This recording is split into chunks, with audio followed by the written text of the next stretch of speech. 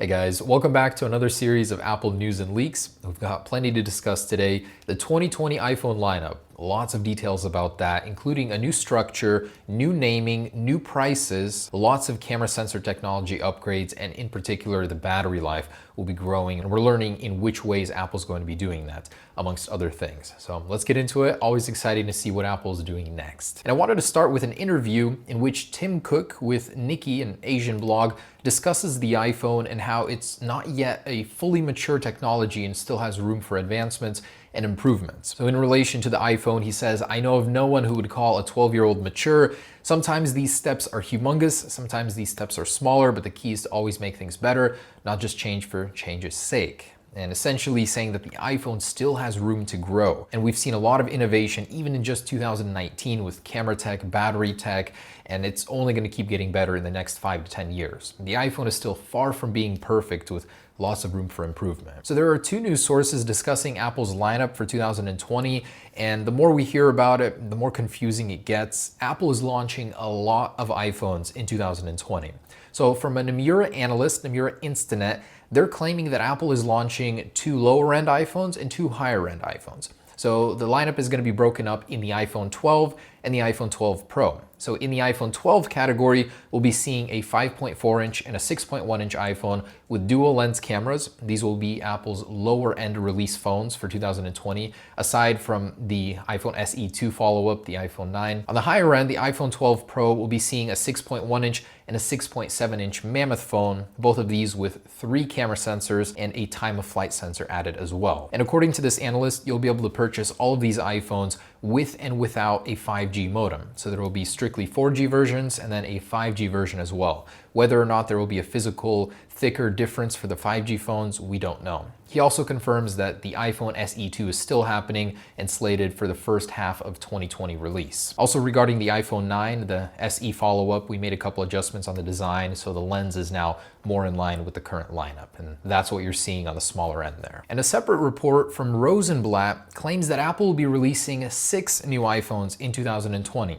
And the way their structure breaks down is the first entry-level model will be the iPhone 12, which is a 6.1-inch, a follow-up to the iPhone 11, then stepping up to a 5.4-inch iPhone 12 Pro, which will be available in 5G and in 4G, so 2 separate models for that, dual lens. Then a step up to the iPhone 12 Pro Plus, which is a 6.1-inch model, one with dual, one with triple lens cameras, and differentiated by 4G and 5G capability. And then there will be an ultra premium iPhone 12 Pro Max, which is the 6.7-inch beast we're hearing about, available only with 5G connectivity. So that lineup is a little bit more confusing, but certainly something that Apple could do, a follow-up to the iPhone 11 lineup of 2019. And we've got a few design changes that are anticipated for the 2020 iPhones, starting with one from the Elec. They're claiming that the custom battery protection module is nearly 50% smaller and thinner versus the one used in the iPhone 11 Pro, which frees up some precious space inside of the iPhone where that strip is. It's now combined, so they're combining a couple modules into one and leaving more space for the battery to expand. We've got 5G capability coming up. You really want that battery power. And a separate report from Max Weinbach is claiming that Apple will be improving the density on their lithium-ion batteries by plus or minus 5%. Apple suppliers were able to make more than usual density gains in their lithium-ion technology, and as a result, the battery will be a little bit more dense in the same package. And of course, with 5G capability coming to the iPhone, which is very battery intensive, Apple's going to want to ink as much battery life as they can from anywhere in the iPhone. And just for an example, the Samsung Galaxy S11 Plus battery has leaked and it's about 5,000 milliamps. This is to negate the 120 Hz refresh rate display as well as that 5G capability. So battery is the name of the game for 2020. And if you wanted an early look at the iPhone 12 Pro design, this is not it. For Maka Takara, they found this on Alibaba with a disclaimer that this is not their leak. You know, anyone could really make this and print this. It's a square design like the iPad Pro, not quite 6.7 inches, 6.5 inches, which is a size we're not supposed to be getting for 2020, and a supposed smart connector on the side, which makes no sense. as the button is still there. Yeah, very likely fake, as anyone could have easily done this. And as for that squared off iPhone 12 Pro looking device going around, that's just the custom housing. I actually ordered one.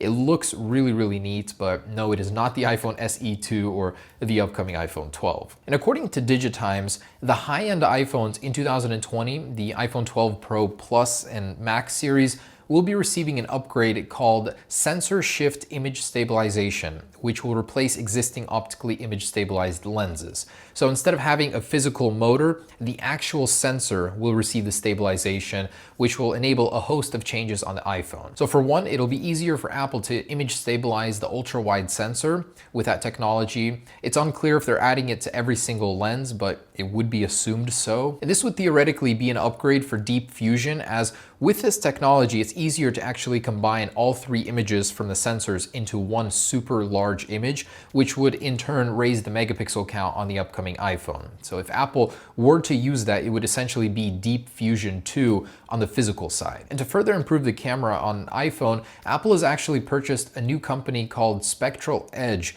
which is UK-based, and they specialize in improving images by taking an infrared photo, combining it with a standard photo, and using the key differences to sharpen and make the image better. And this would in particular be useful in low-light photography, so Apple is very insistent on upgrading the camera quality and keeping the upgrades flowing for 2020 and beyond. And Ming Chi Kuo is reporting that one of the biggest trends we'll be seeing in 2020 is further improved optical zoom, in particular 10 times zoom, starting with the Huawei P40 Pro, which has just leaked. Not only them, but several other manufacturers are making commitments to add this camera. And I hope that the iPhone zoom improves as well, because it's currently stuck at 2 times. I'd like to see anywhere from 3 times to 5 times on the 2020 iPhone. And talking about smartphone trends, OnLeaks points out that Apple started a trend with a square bump in the top left, which has spilled over to many other Android manufacturers, further proving the fact that Apple sets the standards and all these manufacturers follow suit eventually. And very interesting from earlier, Oppo has showed us what an under-screen camera sensor looks like done right.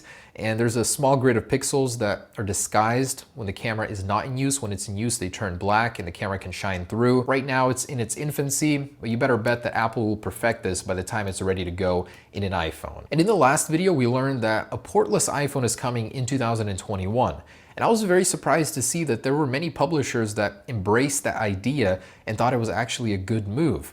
Essentially, the argument being that a truly wireless world, one that's equipped for it, where every car has a wireless pad inside, an airport has wireless chargers everywhere, it would truly work. But until we get there, that transition is going to be very painful, as it usually is. But Apple knows what they're doing, and eventually we're gonna get to a portless iPhone. Other arguments for a portless iPhone include freedom for the engineers to improve battery life or other components of the iPhone, as there's now more room inside of it, better water resistance, as it's just one less port for water to get into, and aesthetically, an iPhone without a port would mean a cleaner design. Also, it would improve the security of the iPhone. If there's no port for a hacker to get into, they wouldn't be able to extract information as easily as they can right now using the new Checkmate exploit, which essentially renders the iPhone X down to the iPhone 4S hackable for life by Celebrite and many other law enforcement data recovery programs. So just so you know, those older iPhones, if you have one, if you get arrested, they can extract pretty much anything, even with a passcode, even if your iPhone has been restarted. It's a little scary. And there have been some leaks regarding pricing on the 2020 iPhones.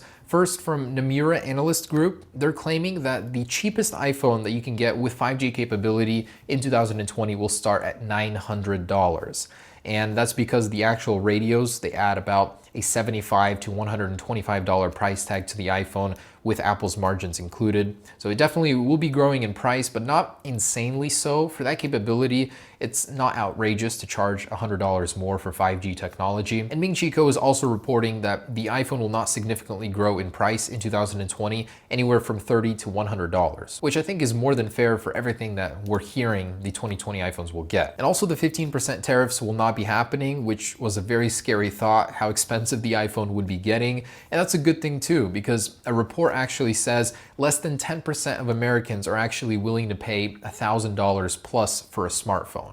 The sweet spot seems to be between $600 to $800, which is where the iPhone 11 falls into perfectly. There's a reason why it's selling so well. And a little point I'd like to make, I really hope for the price that Apple includes the new braided cables that came with the Mac Pro. They are awesome, and I feel like these will last 10 times as long as the current ones they ship. And an absolutely nutty report by Mark Gurman claims that Apple is working on a project with satellites that will directly link to iPhones in the future within the next 5 years or so, and bypassing all carriers altogether. It's unclear if they're trying to become a carrier or just reduce reliance on carriers, but apparently they have to launch up their own satellites and as a result build an internet network which an iPhone can then beam to directly. It's really unclear what it's for, whether to boost their location-based services, improve Maps features, or what. But it's very interesting how far ahead Apple is thinking. I mean, satellites, man. All right, that's pretty much it, guys. Remember, I am doing that AirPods Pro giveaway. The link's on that down below. Otherwise, that's the latest news. I'll see you guys in the next one, and I hope you have some happy holidays. Peace.